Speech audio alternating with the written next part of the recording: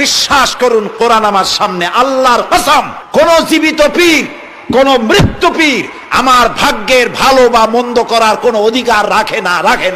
কোন পীর ফু দিয়ে আমার ভাগ্যকে ভালো বানাই দিতে পারবে না, এবং আমার একটা চুলও বাঁকাও করতে পারবে না।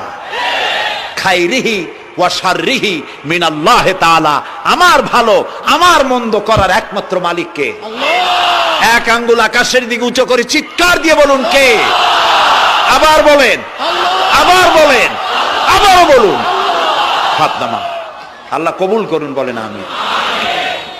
আপনি কোন অসুবিধায় পড়েছেন, মাজলুম হয়েছেন, অত্যাচারিত হয়েছেন, চাকরির সমস্যা হয়েছে, ঘরে খাবার নাই, অসুখ বিসুখ হয়েছে, নানান ধরনের সমস্যায় পড়েছেন, কোন মাজার নয়, কোন পীর নয়, মসজিদের ভিতরে চলে যান, উজু করে মসজিদে ঢুকে 2 রাকাত কাজায়ে হাজাত